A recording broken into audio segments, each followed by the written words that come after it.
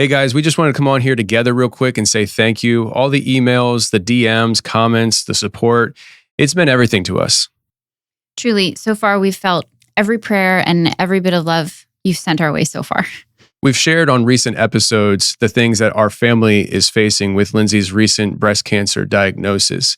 And with that unexpected diagnosis comes unexpected financial costs, the scans, the treatments.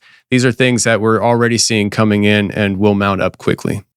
It's hard to ask for help, but we have had so many people reach out already asking how they can support us. So we have set up a GoFundMe. If you feel led to give, we'd be incredibly grateful.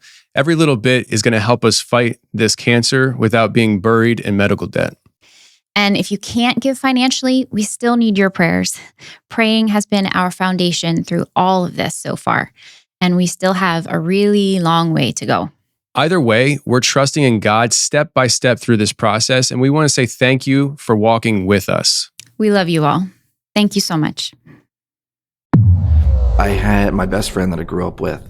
We had this big argument over something not related, but something came up. It was like this long argument that happened. And within the argument, this had come up, this very thing.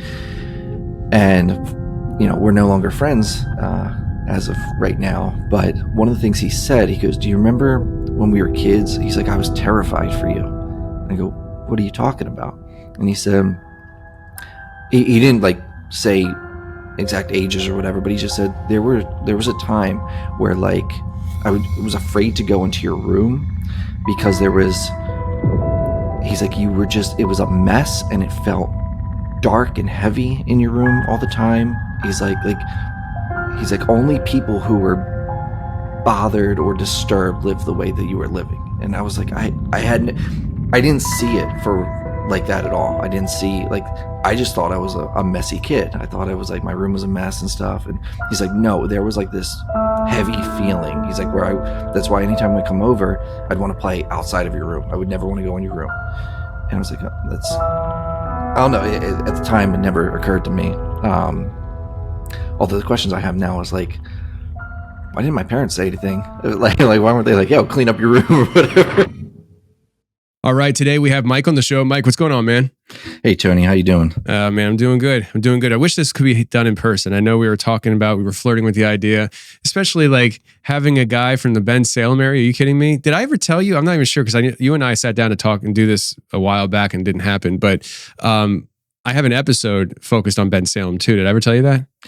I listened to it actually, and there were things in that episode. So my wife is actually from Ben Salem, and I'm used to that area, being up there all the time. And there were things that were mentioned in that episode where I was like, I've experienced that being in that area. Really? Just random weird things. Yeah. Yeah. That's wild. The craziest thing I've experienced in Ben Salem was the tornado that went through there a few years ago. Unfortunately, I wasn't driving my tractor trailer at the time through there. And the floods that happened, I think it's on State Road or Street Road.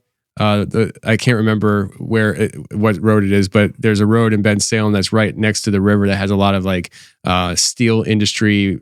Oh yeah, that's State Road. Yeah, State Road. Yeah, and sometimes that thing would flood, and that was fun to drive the truck through. I can imagine. Yeah. Those are the weirdest things that I've experienced, though. But I'm sure it's a lot weirder up there for sure. But we're not here to talk about Ben Salem today. Maybe it'll be worked in this story. I don't know. But you are, you're from the area that I moved away from, and you have some wild stuff. If I went through this entire list of things that you shared, just to try to hit the highlights, we'd be here for 30 minutes. So I'll just tell people this.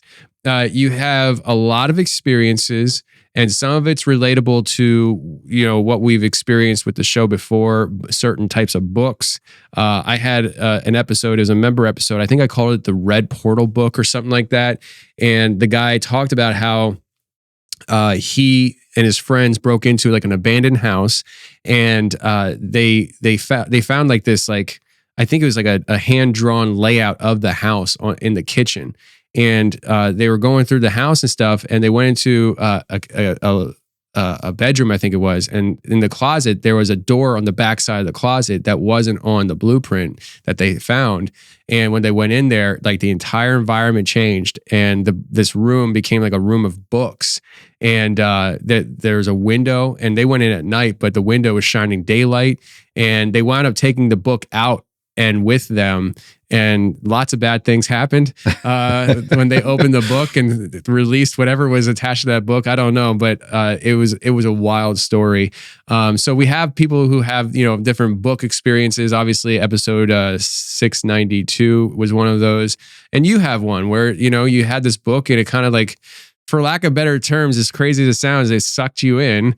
And I'll let you share those details. But you've also dealt with Lilith, and you've been offered contracts by what you perceive to be the devil. I would like to get more information on that too, because a lot of people that I've come across have been offered contracts or at least verbal agreements of recruitment to work for these entities. And most people are dealing with several different entities. Like, a person A over here is dealing with Baal, person B over here is dealing with another ancient god. And it's just like, I've had 4 confirmed cases of ancient deity. I think it's 3 or 4 of some kind of entity deity. And the one that I'm thinking of that isn't confirmed is because he didn't catch a name. Actually, there's 2 of them now. So I'm interested in your story. That's what I'm trying to say. This last 5 minutes is me saying, I'm interested in what you have to say. So, but before we get there, I want to start off at the beginning, because a lot of times when people are sharing their experiences, they don't always have it in the chronological order that you do. And I think it's probably best if we just start off from, in this case, literal birth. Yeah, literal, yeah.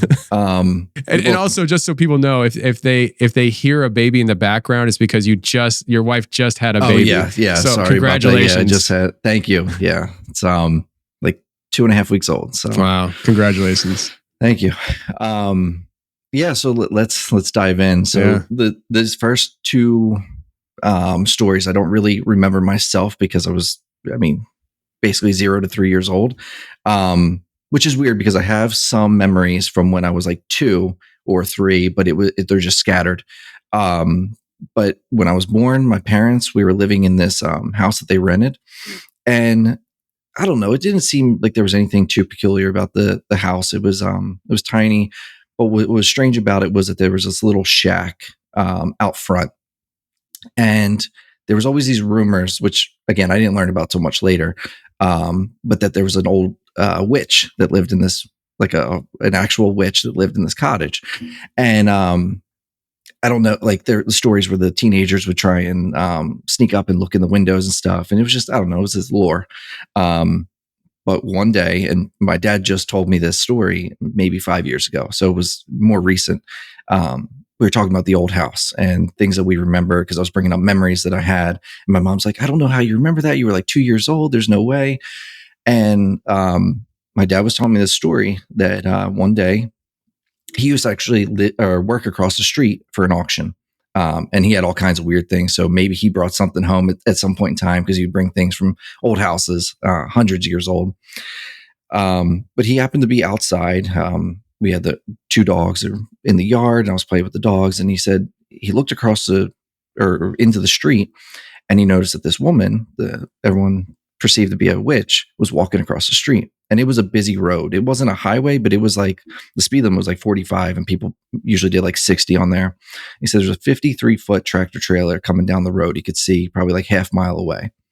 And she's walking across the street, and she's in this long, like to the floor gown, all black gown. And she's walking across the street, and her foot apparently got tangled in the dress, and she went down in the middle of the road and was tangled and could not get up. And my dad said he was just watching, like, I'm going to witness this woman get run over. And this is crazy. And he's just standing there like there was nothing he could do. You have no time. This 53-foot tractor trailer goes right down the road. And he's like just waiting he can't believe his eyes. When it goes past, she's just walking across the other side of the street like nothing ever happened. Like she was never down in the middle of the road. And he's like, all right, I don't know what happened. I don't know what that was all about. But so that's the story of the witch in the cottage. That makes you wonder. That makes you wonder if the trucker even had seen her at all. I mean, yeah. Because your dad doesn't say that the trucker slowed down at all. Like, oh no, I'm going to hit a lady. Nope. That's No, the interesting. tractor trailer never slowed down. But all right, so let me ask you this: it's confirmed that this lady existed, though. This wasn't like something that your dad was like under the influence of something, and like not that he was on drugs. This was but I'm saying, confirmed like, by like they would. So when he worked for the auction through the week, they would clean out houses, but on the weekends, they would just be sitting around the auction, just helping people when they bought stuff. So a lot of times they'd be sitting outside, and all the guys that worked there, they'd play games of like, who's going to go knock on the door, who's going to go look in the window, So they all different things knew. like that. So yeah. wow, Yeah. wow, yeah. Because I mean, that's crazy. I mean, it makes you wonder what the trucker saw. It makes you wonder what the trucker saw. So, I mean, I guess from the jump street of your life, you've been around this kind of craziness, which, we might be able to connect dots here later on in this conversation. But yeah, keep it going, man. Okay. So that was pretty much the only thing that really stuck out when I remember the old house. But when I was 3 years old, we moved in to the house my parents are still currently in. And that is important because that'll come up later. But I don't know, when we moved in, it just, as a kid, I had weird feelings about it. And then apparently my dogs wouldn't go into certain rooms in the house for years. And just kind of odd, but whatever, didn't think too much of it. And then my dad was, even though he was he still is a truck driver, he worked harder at home when he was on vacation than he did at work, building out the house. Like, it was a little rancher, and now it's beautiful. But no matter what he tried to do, it didn't matter what project, it could be the simplest thing, would always go wrong. It would take the whole day to accomplish anything.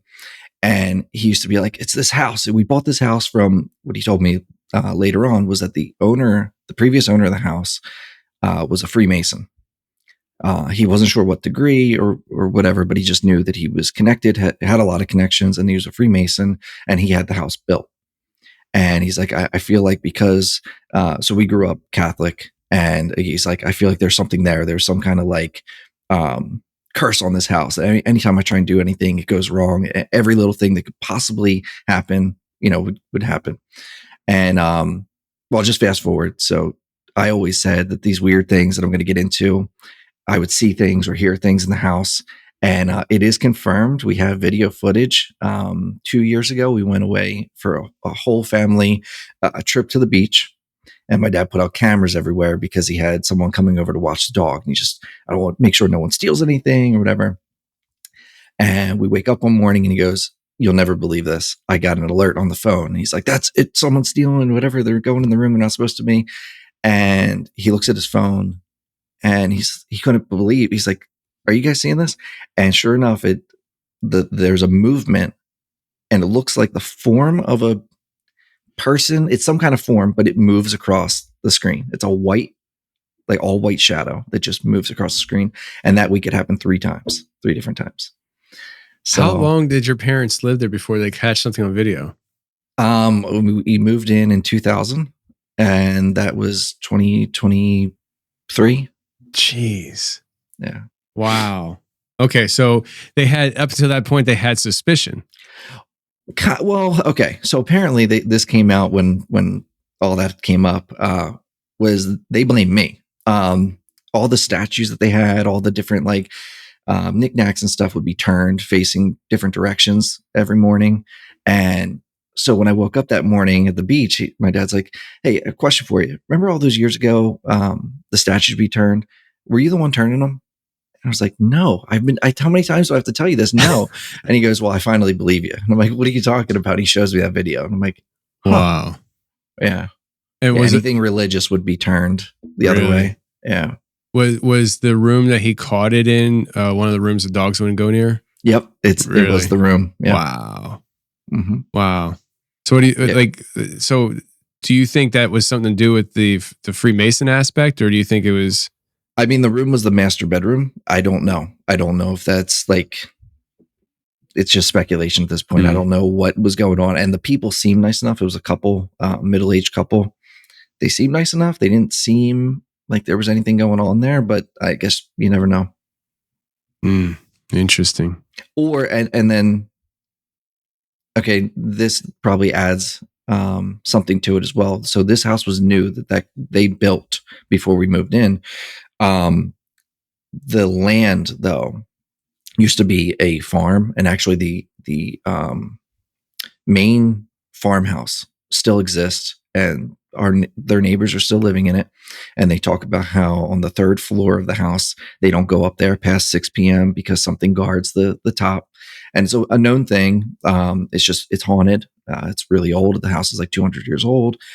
They don't go up there, not a big deal. The people who owned that house before, lived there for like 25 years. And she had a fairy garden in the yard as well, that she said she would go in and talk to spirits. And I'm like, what do you mean talking to spirits? Like, when I hear that, I think of talking to ghosts or talking to, and she said, no, these little like fairies, these little things that hide in the trees, and they'll come out, and we all just thought she was nuts. But knowing what I know now, I'm second guessing. Yeah, she probably wasn't nuts at all. she lived in a different type of reality than most of the normies. It's true. Wow, that's interesting. So the thing that was standing at the top, this whole property, your dad's property, the old house that you just referenced, is that all in Ben Salem? No, so this is actually in like Concordville, PA. So it's about 40 minutes outside of Ben Salem, and it's the property is. I mean, the whole thing used to be, if you look at it from an aerial view, it's like one big rectangle, and then was divided into different sections. So there's about about 6 or 7 houses on the entire outline of the land. And all the houses are new except for that existing, you have the existing house and the existing barn that's there, which, funny enough, when they divided it, the people who own the house don't own the barn. It's actually our other neighbor that owns the barn, and he talks about some weird things happen in the barn, but he doesn't go out there really that often.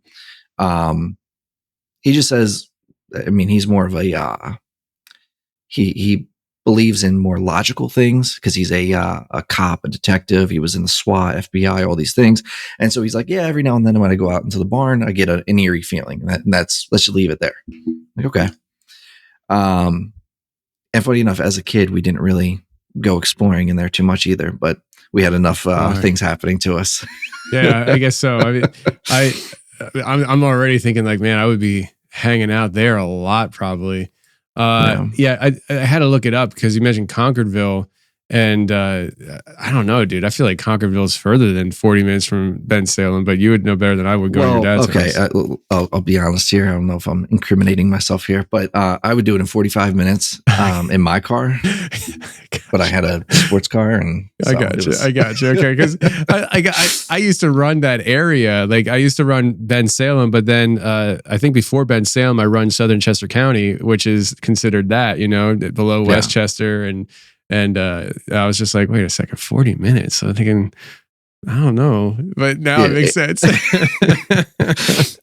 My time's a little skewed, but yeah, I got you. Just so people understand what I'm talking about. Ben Salem is north of Northeast Philadelphia, and Concordville is south of South Philadelphia. So, like, we're going from one end of the city to the other quite fast. Yeah, I actually speaking of weird things that happened to me, I'll just go off on this real quick. So one Sunday morning, and I was a little closer. I was actually leaving work at the time, and it was early morning. We had to stay for forced overtime. It was a Sunday morning, and I was going to church at 7 or 8 a.m. and we got let out at like 6 a.m. So I had to get all the way from. I worked at Wawa, nice. Loading trucks. So I left there at 6 a.m. to make it to her house to get changed and go to church with her and her family. And so I was flooring it, and there was no one on the road. I was on 95. And apparently there was a state trooper that was up on the bridge, and I didn't see him on the on-ramp. And I had slowed down. Otherwise, he wouldn't have caught me. But I had slowed down because I wasn't paying attention, and I was all mad and everything. And so he pulls me over, and he's like, do you know how fast you were going? And 95 is a 55 mile an hour zone. Mm-hmm. He's like, you were doing 150. I was like, okay. He's like, are you in a rush to get somewhere? I'm like, yeah, kind of. He's like, all right, well then this won't take any time at all. And I was like expecting him to rip me out of my car. None of that. Gives me all my information back and says, okay, just look for a citation in the mail and try to slow down. What? Okay. That's like lose your license territory. Well, so I hired a lawyer. We went to court. We got it knocked down to only doing 16 over. And then still wasn't what either of us wanted. So he goes, we'll appeal it. We appealed it and the court system shut down because of COVID. When they finally opened up again, I got a court date. When I went back in, they said, okay, is the police officer here? No. Okay. Do we want to continue? Yes. Whole thing's wiped and got it off my record. Wow. And then I find out later that my lawyer told me, he said, yeah, that cop is no longer on the force anymore. So that's why he didn't show up. Wow. Well, so you got lucky, man. You got lucky. I've heard people getting arrested for that kind of stuff. I'm very lucky. Very lucky. Right. I've since sold that car and I am now a dad of 3 and so to keep from incriminating, I would say somebody that I know had an 85, I think it was an 85 Mustang 5.0, totally souped up. And he was going so fast that he blew by a cop, didn't even know the cop was chasing him. He pulls into a park or to a gas station, gets out, goes in, gets food, comes back out to his car. The cop's just pulling in, and the cop's like, "Give me your license now!" But anyways, back on topic here. So, ages 0 to 3. Basically, you have the witch that your dad really had the experience with, and living in the Freemason house and the property and all that. But things seem to really kind of kick off when you're 8 years old here.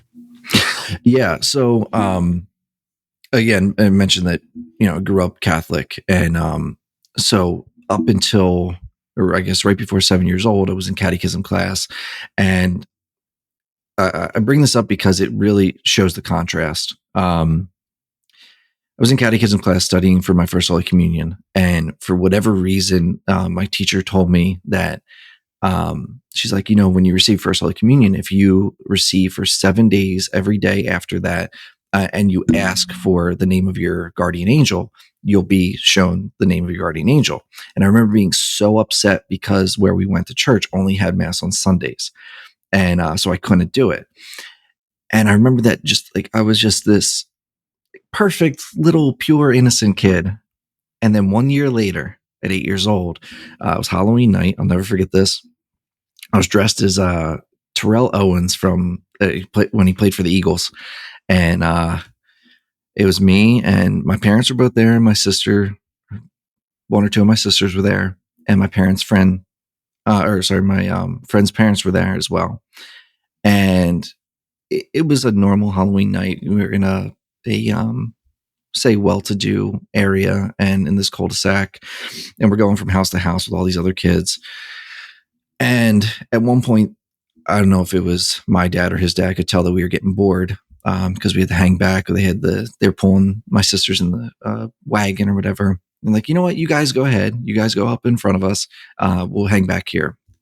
Okay, cool.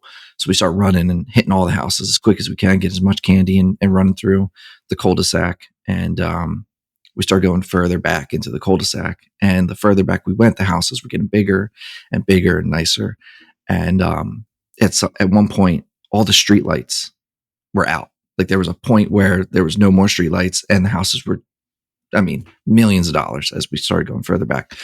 And we're like, I don't know. I guess there's no one, left. There's no lights and we don't see anything. Like, I guess there's no candy. We went to a couple houses. There was nothing. And then we saw this one house all the way, like even further back, and it was all glowing red. Like, oh, they got to have candy. And so we get there. And we're standing there at the foot of the steps to go up to the porch. And my buddy's like, I don't know, man, this feels weird. I'm like, look, there's a whole, and the funny thing is it was like a cauldron of candy. Like it was huge right in the middle. And, but we saw over on the very corner of the deck was this, statue, we thought, of this, looked like this whole red devil sitting in a rocking chair, like a 6'4" statue. Well, it wasn't a statue. It was a guy in a devil costume sitting there. And because when we ran up, my buddy ran up the steps, grabbed candy real quick and ran back down. He's like, all right, your turn. And the guy had turned his head. We're like, freaked out. And he's like, he didn't move. So I'm like, all right, well, I'm going to go get my candy. And I ran up the steps and I reached into the pot. And next thing I know, like, it was like from a movie almost, where I got my eyes on the prize. I got my hand in the thing. I'm grabbing the candy, and this huge hand grabs my wrist. And I look over and I'm just in shock. And it's this guy. He's like 6'4", 6'5", full red devil outfit. And he's holding onto my wrist with a big smile on his face. And I'm just like, I'm in shock almost. And he starts saying something, but I can't make out what he's saying. And at first I thought it was because I was so scared that I couldn't hear what he was saying. And the more and more and more I was able to almost like meditate on it and put myself back into that moment, I realized he was like chanting something. And so afterwards, he held on for, it felt like forever, but it was probably about a minute. And he let go of my wrist and had a big smile on his face and chuckled, and then just said, "Get your candy," and walked back and sat in the chair. So it's like, well, I'm here now and this already happened. So shove all this candy into my bag or whatever and run. Didn't think anything of it. That's, that happened. It's history. It wasn't until maybe a couple of years ago when I started listening to your show, listening to other people's experience, and kind of diving deeper into things that happened to me, that I realized that there's definitely something to that. I don't know if you've had this on your show or not. I've listened to a couple of people talk about how on Halloween, they will put curses on the candy, so that way spirits will follow the children home so they can keep tabs on them. So I haven't had that on the show as far as that specific idea, but the idea of attaching things to objects so people take it home is something that and that's something that I don't know if people really think about a whole lot, to be honest with you, when it comes to the Halloween thing. And I honestly, I don't know if I've ever thought of it until now.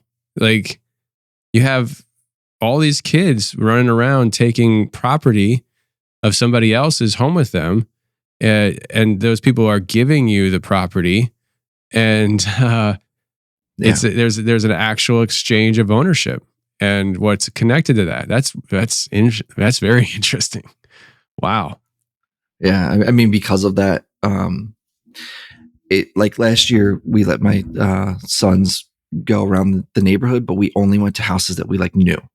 Like just for the experience, just to walk around, whatever. But because of that, I'm very aware of what might or could happen.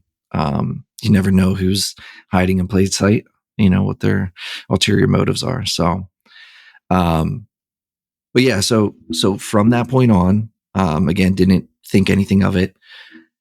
From that point on, things happened, and I don't really remember the change except for so I'm the oldest in my family, and how they say, and you can relate to this as well, with your oldest as a parent, you're learning right along with the oldest child. Okay. Well, at some point, at 8 years old, there was a switch where I was the golden boy or whatever, because it was me and then three sisters. I always got what I wanted. I always, I was a bit spoiled, and I couldn't do anything wrong. Well, when I was around, right after 8 years old, it seemed like I could do nothing right. And as a kid, not processing it, it was like everything I did was wrong. Everything I did, my parents were like, "Why do you have to be that way? Why do you have to be so evil? Why do you have to?" And I'm like, why are they saying I'm evil? Like, I'm just being a kid. I'm just doing the. But looking back now, I realize what I was doing is not normal kid stuff. For one, is I would draw a lot, and I would black out when I would draw. I would start drawing, and next thing I know, I'd wake up and the picture would be completed. And every picture, it was like I had this obsession with ultra violence. and I don't know where this came from. But it was like every drawing was like someone getting their head chopped off, or arms or limbs or whatever. People burning, like every drawing, that or skulls. Again, to me, I was like, hey, look, I can draw this really well. Like, look what I drew. But not realizing. And I remember at one point, my dad's like, why can't you draw anything nice? Why can't you draw anything? Like, I'm like, I don't know. I can't. Literally anytime I touched a pen to a paper or pencil or whatever, it didn't matter what it was. That's what would come out of it. So. Well, the guy who grabbed your wrist, obviously that's a trigger event, but maybe you'll cover this later, but I have to ask you before I forget. Do you know where this house is still? The guy who grabbed your wrist. Like if you want to go back there. I know the development, but I can't remember which house it is. And I don't know. I haven't been there since, so I don't know, or like since those ages. So I don't know if there was any renovations done or any like. Yeah. But I can tell you the exact development. Was that? What town was this in? This was in Garnet Valley, Pennsylvania. Where? Garnet Valley. Garnet Valley. It used to be. What was the name of it before? They just recently, within the past like 8 years, changed it to Garnet Valley. But there's a high school called Garnet Valley High School, and then they just changed the entire area to the name. But it's a well-off area. Okay, yeah, I got you now. Garnet Valley. I never made it down that way a whole lot when I was driving. That's why I didn't recognize it. Funny enough, it's actually the development. If you go to this high school on that road, it's Smithbridge Road. And then you come up to the light where it's Smithbridge and Chester Highway? Other way. Okay. Other direction. The four-way Kirk Road stoplight. Temple Road. Kirk Road. Yep. So if you go down Kirk Road, it's that first development on the left. Okay. So I'm looking right at it now. And you said it was in the back of a cul-de-sac? Yeah, it was like so Jones Drive then. Now, granted, it was dark. I just remember walking down these streets. I remember coming up to this house. It looked huge. It was all glowing red. It was towards the back of this development. And I remember having to turn around. Like we couldn't go any further. We had to turn around to go back to the house. So, yeah. Yeah. I'm looking at 6 houses that it could be. We never thought to go back or anything. It just, I don't know. Somebody's going to be like prowling that neighborhood now. They're like, heard about you on the Confessionals. They're like, what the heck is that? Confess, you're the one. I guarantee you somebody's going there now for Halloween. So they'll be looking for a lit up red house. That's interesting though. Okay, so that's not the area that I would have picked this to happen, I guess, you know. I was thinking, to be honest with you, I was thinking further down towards Kennett Square. I was thinking, it's a little creepy down there. But this is interesting. So, okay, so where do we go from here, man? Like you have this guy that drops a curse on you. You kind of start getting taken over by seemingly some kind of entity that's channeling through you. I mean, I don't know if you see it that way, but that's what it sounds like to me. So I didn't see it that way until like 3-4 years ago. I guess like 3 years ago. I had my best friend that I grew up with. We had this big argument over something not related, but something came up. It was like this long argument that happened. And within the argument, this had come up, this very thing. And, we're no longer friends as of right now. But one of the things he said, he goes, do you remember when we were kids? He's like, I was terrified for you. And I go, what are you talking about? And he said, he didn't like say exact ages or whatever, but he just said there was a time where like was afraid to go into your room because he's like, it was a mess and it felt dark and heavy in your room all the time. He's like only people who were bothered or disturbed lived the way that you were living. And I was like, I didn't see it for like that at all. I didn't see, like, I just thought I was a messy kid. I thought I was like, my room was a mess and stuff. And he's like, no, there was like this heavy feeling. He's like, that's why anytime we come over, I'd want to play outside of your room. I would never want to go in your room. And I was like, oh, I don't know. At the time, it never occurred to me. Although the questions I have now is like, why didn't my parents say anything? Like why weren't they like, yo, clean up your room or whatever? Well, I mean, they did kind of call you evil, so why are you being so evil? That is true. There's your sign. And I will say, to this day, like, me and my parents have a great relationship, and we're there all the time, whatever. So there's no hard feelings. It was just, I think about now, not having the information that I have, and then raising my kids, and then something like that happened to them, I would probably be in the same situation. Be like, what are you doing? Whatever. At least now I'm aware of it. So, and, but anyway, so other weird things that would happen, is I'd be playing with toys before bed. My mom would say, all right, put your toys away, go to bed. And I'd be like, okay, but I'm going to leave these specific toys out so I can play with them in the morning. And I'd put them on my dresser. And every time I did that, I'd wake up in the morning and they'd be gone. And so I'd blame my mom, I'd blame my sisters, like, and they would say, we weren't in your room. You know, we've never touched those things. I don't know what you're talking about. And the funny thing is, every time I would never find them. Like, not even years later. I would just never, they'd be gone forever. They're still gone? Still gone. And still gone. Like, I moved out of that room. We turned that room upside down to get everything out of it. It's been remodeled, like, gone.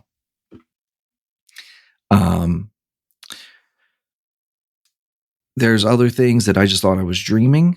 But there were definitely, I hate even using these words because I don't know, like, I know they mean one thing and I don't really know what they are, but there was these like little shadow being things that would come to me at night. When I'd be sleeping, they were maybe only 4 foot tall, and there'd be like 3 or 4 of them, and they'd be all around my bed. And I remember being so afraid, not knowing what they were, that I would always sleep my covers up to my neck anyway, but I would like lock in and lock my body. And, I remember like not telling myself like, don't move, but I'd move my eyes to see if I can see them. And they would just be like standing next to me or next to my bed or at the foot of the bed. And they'd be like whispering things that I could never tell what they were saying, but it was just always like this whisper. I want you to keep going, but you're saying that what you were seeing was, a few 3-4 foot tall shadow figures. Just all black. So all black, no features, just black shadows. Yeah. And what? They would just stand there? Well, they would stand there, or they would hover around like to each other and like whispering. Just whispering. But just looking at me. They never, not that you can remember, grabbed you, touched you, anything like that? They did not know. I mean, years later, I have other experiences like that, but not so then. Without going into detail, years later, do you have any ET experiences? So I'm not trying to make you jump. I just want to clarify. Up until, and this is before we even started recording, you asked if I paid attention to the UFO, the things going on. Mm-hmm. And it never really interested me much. Because when I was really young, my dad said to me, he goes, if people try to tell you that aliens are real, he's like, aliens may exist in what we perceive them to exist. He goes, but aliens at the core are demons. That's all they are. Aliens are demons. So when I got that through my head, I never really cared too much about aliens, because it was like, at the end of the day, aliens seem a lot less scary than demons. So if I see an alien, I'm cool with that, because what I'm seeing... what I'm seeing is freaking me out. But I've never had an alien encounter until last year. I had 3 nights in a row. And we'll get to that. Yeah. But it's so I just bring it up because what you just described is so familiar to what people would describe as an ET experience. Only, like they saw the ETs, they saw the Greys, there's 3-4 of them standing around my bed. They were staring at me, and then I fell asleep and I don't know what happened, right. Or things like that. Like if you didn't say they were shadow figures that had no features, I think the natural conclusion people would start picturing is, oh, great ETs. He's having a great ET experience. Right. Which, I would say maybe you still did. Maybe you still did. Maybe you had an aspect of the phenomenon that, chose to reveal itself to you in a way that, decided to reveal itself that way. But also, your dad saying that, aliens are demons. I can't argue with the guy on that. That's where my gut tends to go a lot. Demonic, I think that people are, experiencing demonic entities. I think they're experiencing fallen angelic entities. The Watchers, like other ancient gods, that are lowercase gods. I know you're raised Catholic, so I'm not sure the theology that compared to what I have, but I think the spiritual realm is way more complex than just happy angels, bad angels. Oh yeah, really bad angel names, Satan and his minions that are demons. Even that is wrong for traditional Christian theology, because traditional Christian theology in the Western world would say that demons are fallen angels. They're the same exact thing, and so there's just Satan, fallen angels that we call demons, good angels, and God, Jesus, Holy Spirit. But I think it's way, way, way more complex than that, right? But I think what people are experiencing a lot of the times is something like that. So that's why I just found it interesting. The fact that the way you just described that whole thing was very similar to what somebody might experience with ET. And I can acknowledge that does sound like that. It's just, that's what I saw though. It was just a shadow. It was just, there was no definitive anything about them, except for them being shadows and about that tall. So like with this, it's like, if it's not a gray ET that you physically saw, but you saw a shadow figure or several, now we're in the territory of, well, what's the difference between having an experience with a shadow figure and you opening your eyes and seeing a reptilian standing in your room? You know what I'm saying? Like right. if we're not going to be going and focusing on, there was 3 or 4 gray ETs around your bed, but there was something around your bed. Now we're opening up the door to all this other stuff. And like a lot of people suggest that there's a lot of different types of entities outside the grays that come and visit people. So, you could go so many different ways with it. It's just, it just, part of my job is to make note of similarities of things. So I just wanted to do that, but I'll let you get back on track with things.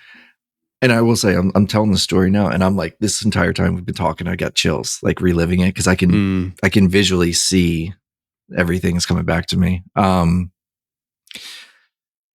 So the other thing I would do, and it was like there was a lot of things that I would do that my parents want to talk about. Even to this day, they won't bring it up. So during the wintertime, during the summer, I'd spend most of my time outside. I hated being indoors.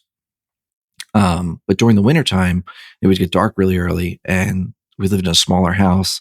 And my dad just always seemed to be, the type, being stressed all the time, being a truck driver and trying to work overtime and being exhausted. And so he was just always on edge, it felt like. So the best thing for me to do, and on top of him always being on edge, but then his son's evil. So I come home, all I want to do is rest, and my kid doesn't let me rest. He's drawing demons and hanging them on my door and saying, "Daddy, look, isn't that pretty?"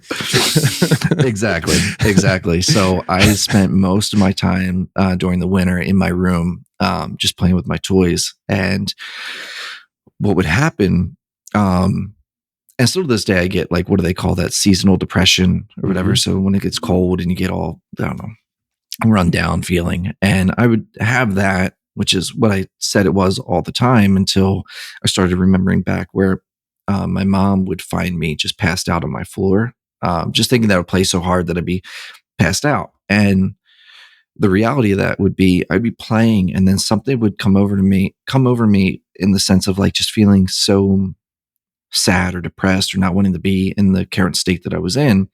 And so I would be like in a sitting position. And I'd put my head on the floor and I'd close my eyes and I would just do that and sit there. And I would like push my face into the floor, because the further I would push this sounds really weird, but push my face into the floor, the darker would make everything that I was seeing. And what would happen is if I stayed there long enough, I would, what I thought was, fall asleep.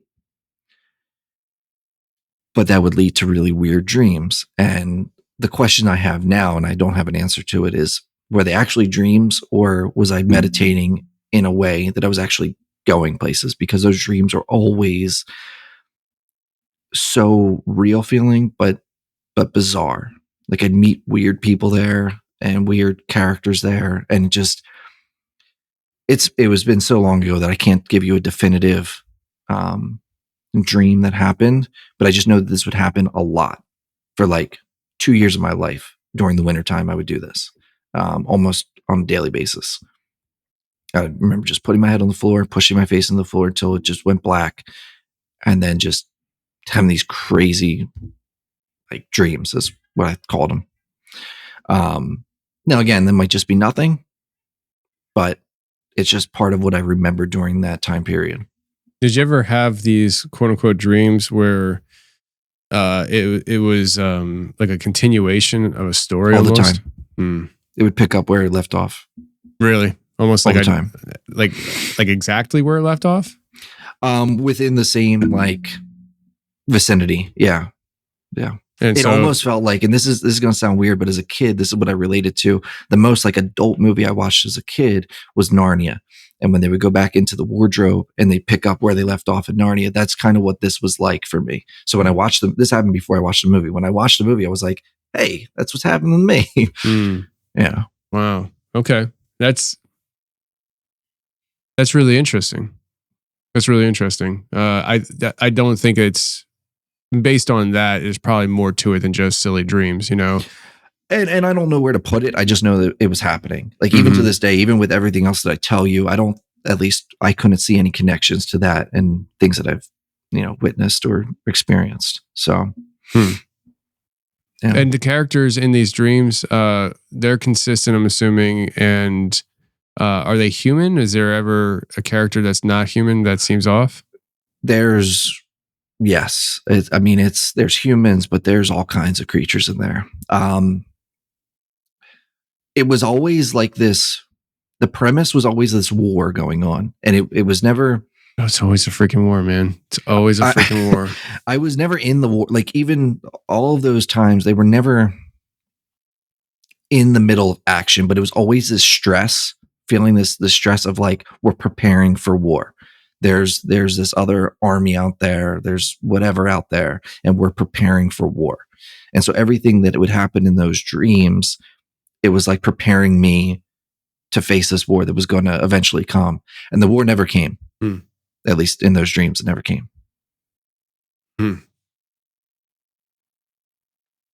That's interesting because we have several people who talk about such things. So, and my wife, she has really bizarre dreams, and most of the time they're not war dreams, other than she's been recently having dreams where they're very dystopian and apocalyptic. Okay. And her and I are consistently separated. And one of us has one kid, one has the other, or she has both kids. And, shows what she thinks of me. She's like, of course, I'm always with the kids and Tony's off doing something. He's probably out there slaying at Nephilim for fun. And I'm over here trying to survive the apocalypse. But no, it just, they're very real dreams. And not fun stuff. So you're having that stuff for 2 years straight. And they were always, because you bring this up, they were always like, they weren't in current times or future time, or maybe they were future times, but it always seemed like past times. Like, need horses to get around, a lot of fields, rarely any homes around, or there's no like new age construction or anything like that. It was always based like way back. So I don't, and no one I knew was ever involved. Like, I don't know. And my family was never there. My friends were never there. It was just me and whoever I encountered in the dream. Interesting. Did you ever find yourself having abilities that don't seem human? I couldn't tell you. I don't remember. Like, I just remember that the premise, but I don't remember the actual, like, what we did in each dream. Okay. Where are we going here? I mean, it's like 8 years old. Things really kick off for you. Yeah, that's just a couple more points. We don't have to go deep into them, but like, and so I say 8 years old. This is really between like 8 and 11. I mean, I was constantly waking up with what I called night terrors, being fully drenched in sweat when I wake up, and just having dreams where I was paralyzed.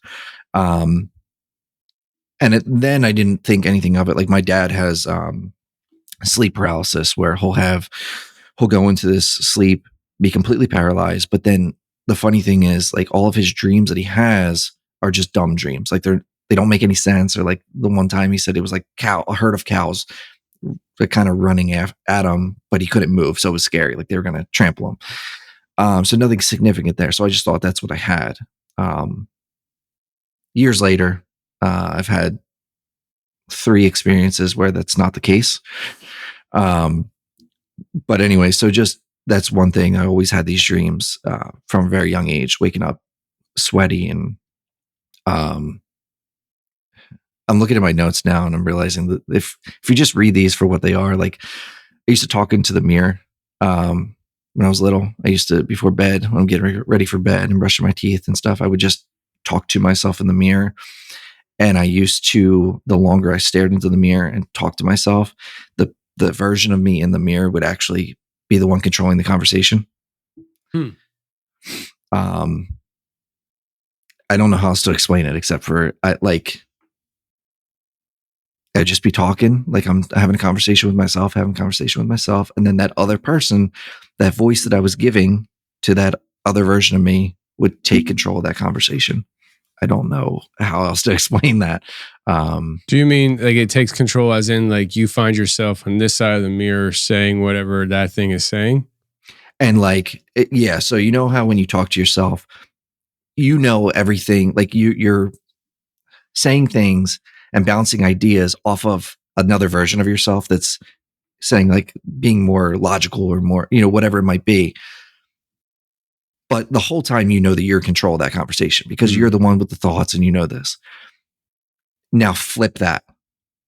That voice that you're bouncing ideas off of is the one bouncing ideas off of you. And you're like, well, hold on a minute. Wait a minute. I'm not in control of this. I'm not like, these are not my thoughts. How long did that go on per, I guess, session? I mean, it varied. There was one session that lasted like an hour. I was in the bathroom for an hour, and I know that because my mom finally knocked on the door and was like, "You've been in here for like an hour. What are you doing in here? Go to bed." Wow. Yeah. Wow. Okay. So we have you blacking out into other worlds, and it seems like the other worlds might be coming to you through literal portals. I mean, that's what a mirror would be. Yeah. That's kind of... It's kind of interesting. It's very interesting, actually. It makes you wonder what version of you were socializing with. Well, I wonder if it's I don't know my beliefs on, like, I haven't hashed this out completely, but like the people talk about what is it, the multiverse, where there's different dimensions, different versions of you. Yeah. I wonder if, because of what happened later in my life, it was almost like it was preparing me for that, like having someone else around, if that makes sense. I'm trying not to jump too far ahead. So sure. let me just wrap this up. All right, keep going. I'm sorry. No, it's okay. The only other weird thing between those ages is, again, having that obsession with like ultra violence, everything. Like, even when I started playing video games, I wanted the most like violent video games. It was like this weird obsession with like hurting people and killing people. And then I call it energy vampire, but I know that's probably not the correct term. But I used to like feed off of people's energy. It's really weird. It's really, and this is going to kind of get sensitive. And it's funny because everything that I stand for today is completely against what was happening to me. But like when I was little, this is tough. When I was little and we'd be in church or out places, if there were babies crying, and I'm talking like infants to 2 years old, if there were babies crying, this thing came out in me. And I say this thing because it wasn't me. It clearly wasn't me. That would like feed on it. Like, I don't know how to explain this. Mentally, because obviously I wouldn't physically be doing anything, it would be like making them want to cry more, just feeding on it. And anytime I'd be in the vicinity of a crying baby, that's one of the most dark things that have happened to me. And one of the things that I knew for a fact that wasn't me, because who I am, like since I was little, I loved babies, even to this day. Like they're, I don't know. I guess I just see like the purity in them and want to keep that or whatever. But for whatever reason, at this period of time, anytime I'd be around one that cried, it was like this thing came out and just like wanted to like attack it. And I don't know what that is. I don't know where it came from. It was hard to deal with. And this all happened after that guy grabbed your wrist. Yeah. Before that happened, before that event in Halloween, there was nothing.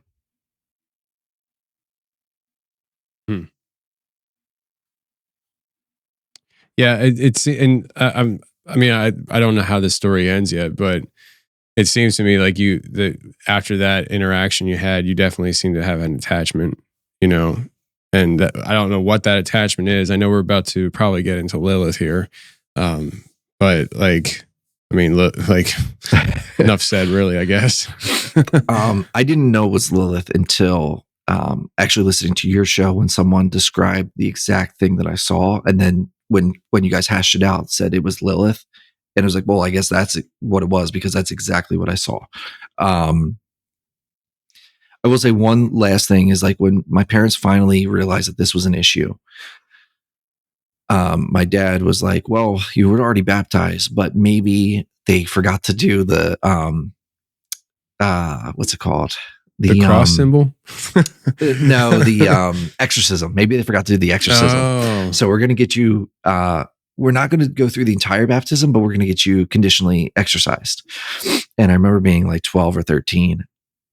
And what's really weird about this is, and of course I didn't tell them this, but what was going on in my head during this event was like that other voice came back out into my head and started laughing like during the whole event.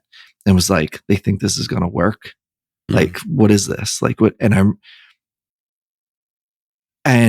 I just chalked it up to being like a rebellious teen. Like it was almost like that. For so long, you're told that you're evil or you're this or you're that becomes your identity. And you're just kind of like, you own it. And I kind of became that between like 13, 14, 15. I was like, I'm just this guy. I'm going to own it. I'm the bad kid, whatever. And so I don't know if it was just my ego talking or if there was something else in me at that time going like, yeah, this isn't going to work. Because I didn't feel anything different. I didn't feel anything leave me. I was the same person before and after.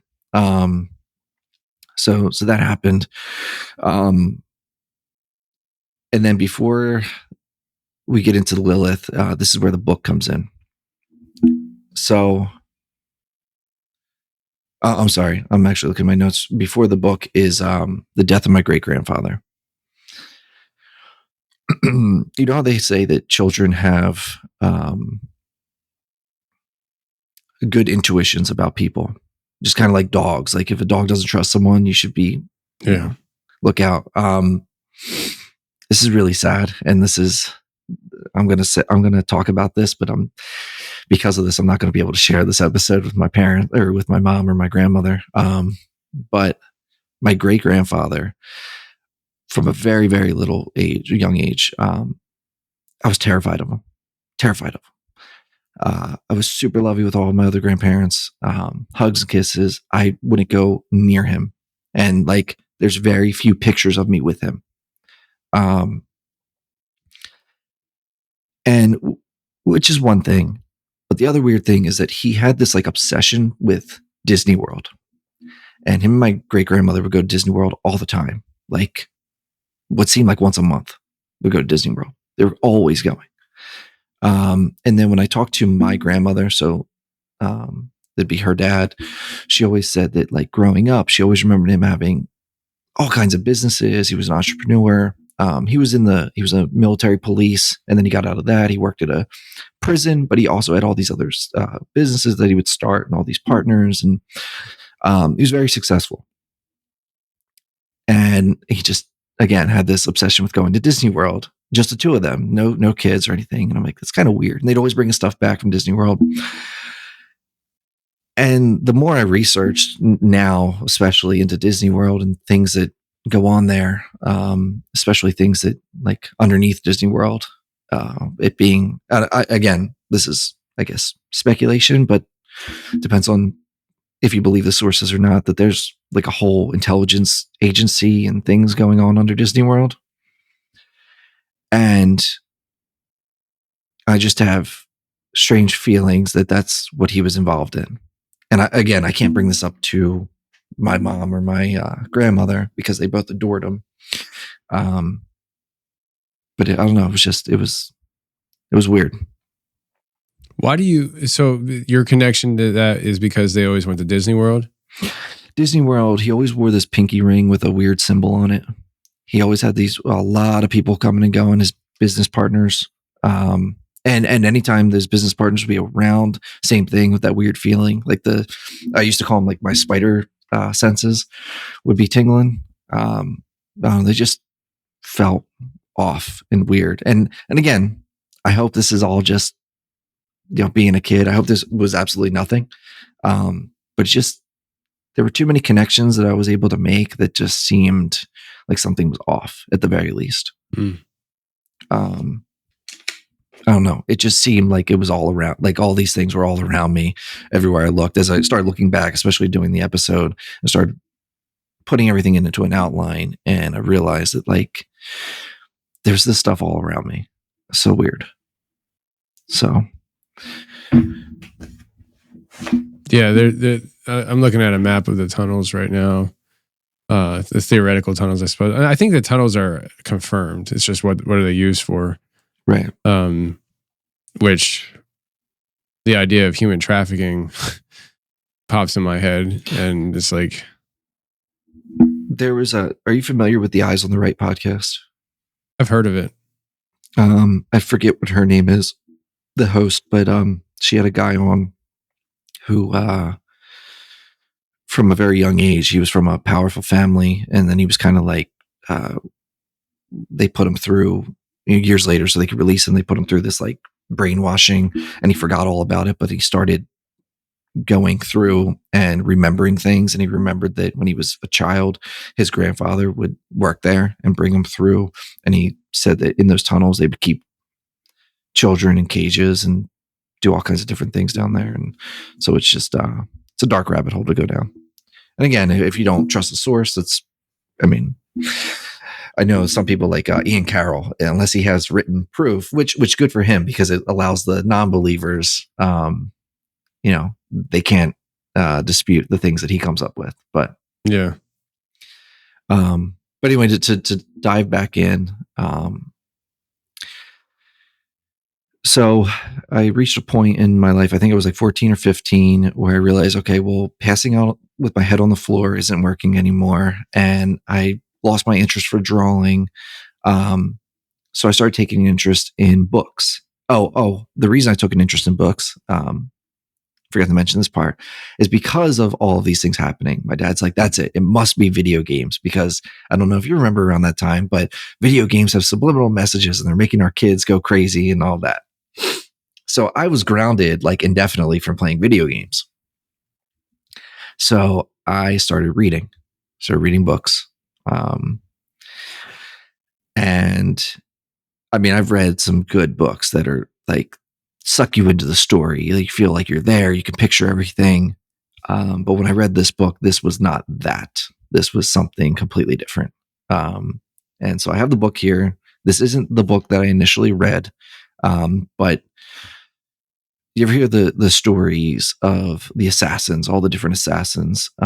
They have this weird obsession with the book Catcher in the Rye. Mm-hmm. And I believe it was in Mel Gibson's movie Conspiracy Theory, where he said, for whatever reason, I have this obsession that anytime I pass a bookstore and I see Catcher in the Rye, I have to buy it. He's like, but I've never read the book, but I have to buy every copy. Well, it's kind of what happened to me is I read this book once and I happened to be in a bookstore and I saw it. And so I had to buy it. So this is the book. I don't know if you can see it. Mm-hmm. Okay. So anyone that knows Dean Koontz knows that he used to be very religious, super into his faith, and then he fell away from his faith. And I believe he has a similar story and background as Stephen King. And all of his stories are based in religion of some sort or some aspect.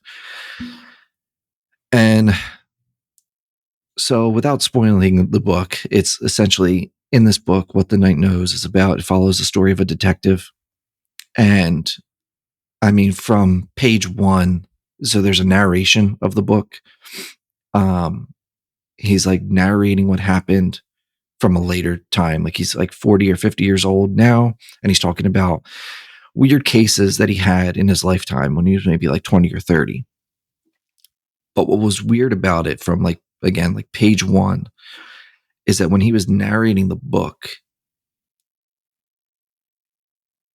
like he was talking about me. He was narrating me because I was now in the book. And I don't know how to describe that. And I know a lot of people would be like, yeah, that's what a good book does to you. It's like, no, this was different. Like I was actually there in these events. I don't know how to describe it. I don't know how else to describe it. I was there.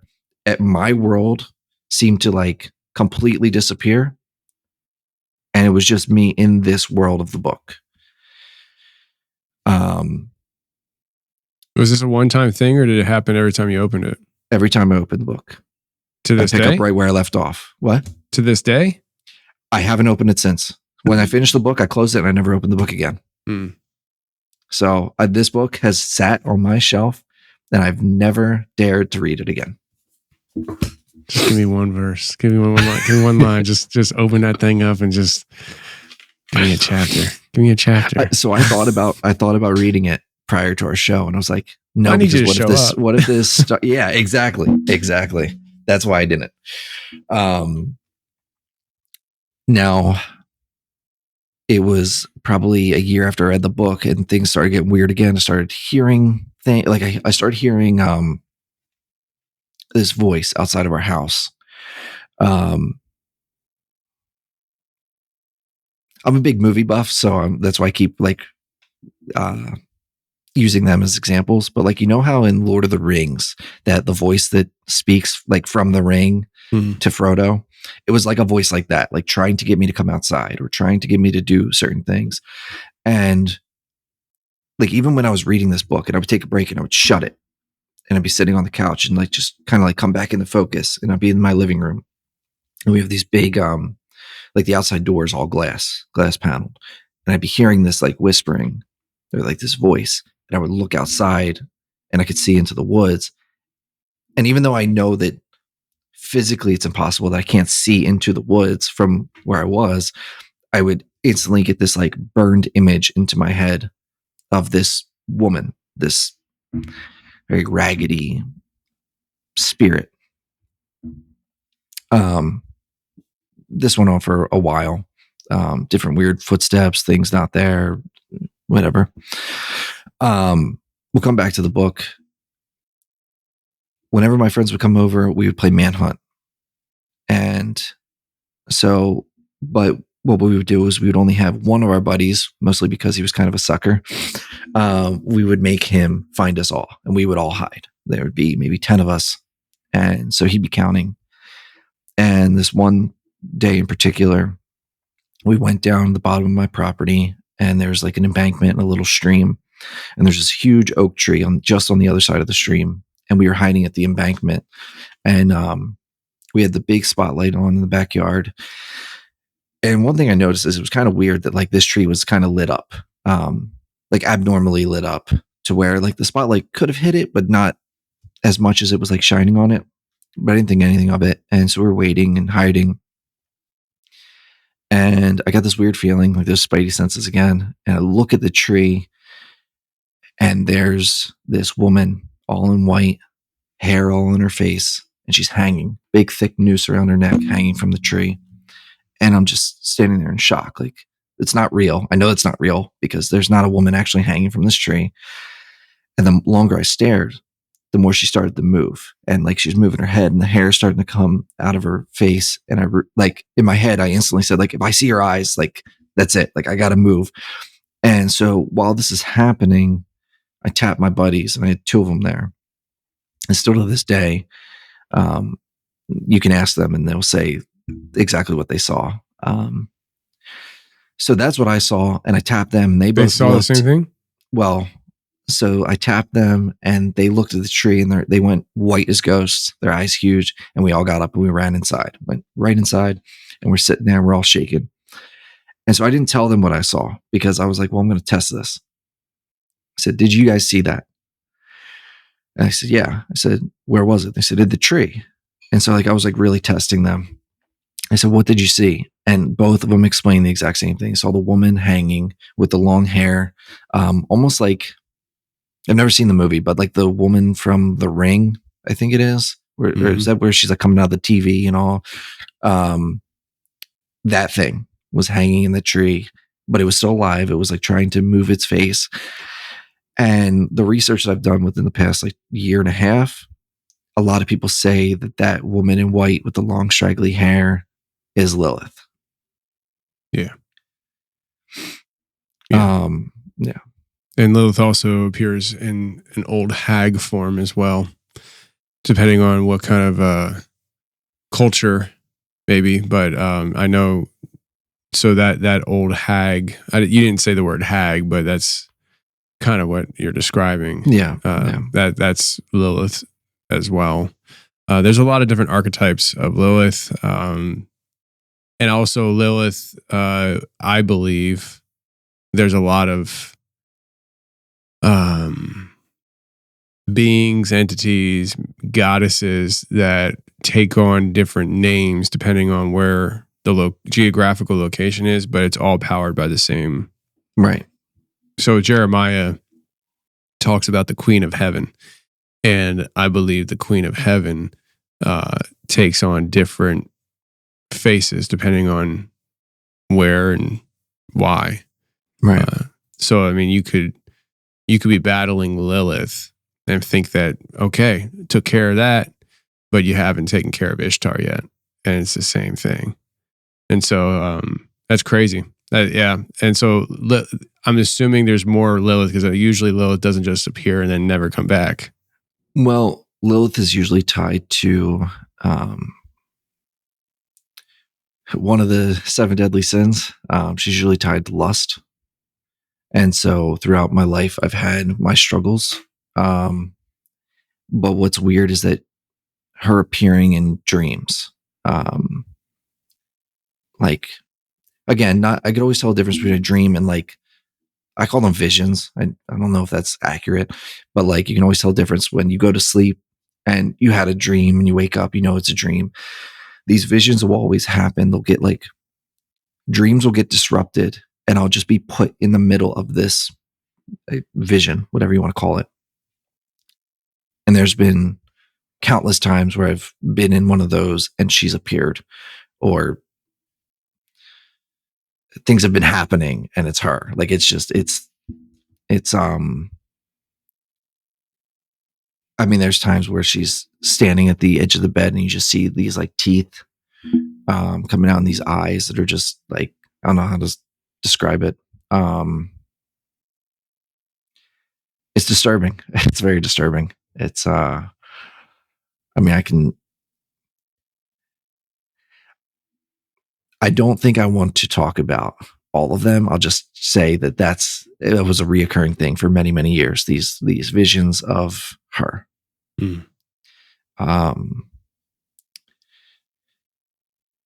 But, and we'll get back to her. I just wanted to finish up with the book. So after these things really had kicked off and that all happened, I went down the beach with my grandparents, and my grandfather's like pulled me aside. It was like real late one night. And he goes, "Hey, let's go sit outside and talk." Okay, this is not going to be good. He said, "I just wanted to talk to you about something that your dad was worried about." He said, he mentioned that you're having these things happen to you. Can you tell me about it? And I was telling him different things. And I said, I started reading this book. And he goes, "Well, hold on. What's the book?" He started asking me all about this book. So he goes, "What's the book about?" I said, "Well," and this is after I finished the book. Like, I was completely done with it at this point. I said, "Well, the book's actually about possession and reincarnation, and a demon reincarnating over and over again as different bodies, possessing different people just to keep murdering and sacrificing and doing all these." And he's like, "All right, we're going to focus right there. You don't have to go any further." Like, and he made a big deal about it. And the weird thing is, we were on a balcony. We were at the beach in Brigantine, New Jersey, on a golf course, my uncle's house. And I'm picturing, it's all dark. I can't see anything. And I'm picturing that I'm back at home where there's woods all around. While we're having this conversation, forgetting that we're on a golf course, there's like no wildlife except for maybe foxes and, some rabbits or whatever. But the whole time we're having this conversation, there's this guttural growl below us, like on the ground below us, the entire time. And still to this day, I haven't asked my grandfather if he heard it. I don't know if he heard it, if it was just me, but the entire time we were having this conversation, there was this guttural growl coming from below us, which is just a weird thing. We had the conversation, we went to bed, and that was it. It all seemed to be gone. Everything actually, after that conversation happened, everything seemed to go away for about a year. Nothing weird, nothing strange happened. Everything went away for about a year, and then it kicked back up again. At this point, it's like 2:45, 3 o'clock in the morning, which is, again, plays into it. I pull out of my driveway, make a left down my road. There's no street lights. It's all dark.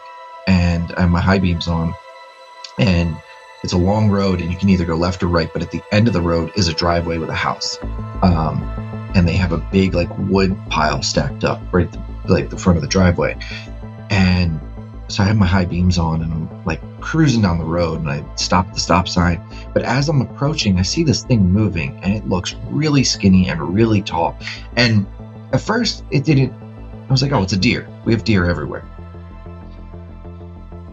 And I've seen deer, up on 2 feet trying to get things out of trees. Like, that's kind of what it looked like. It looked like it was up on its hind legs, trying to eat something out of whatever. Which is fine, which is normal, explainable. What was not explainable is, as the closer I got, it realized, like, it's now just in headlights, and it looks right at me. But other deer, they just freeze. This thing turned and squared up to my car on 2 feet, just looking at me. And this thing was huge. It was like probably 7 foot tall. And its eyes were like glowing green, just looking right at me. And so, like, I froze. Like, I was like, what am I seeing? Like, I thought it was a deer, but like, this is weird. And it just stood there for like a second or a couple seconds, and it's looking at me, and then just turns and walks away. Not on 4, like on 2 legs, just walks into the shadows and just disappears.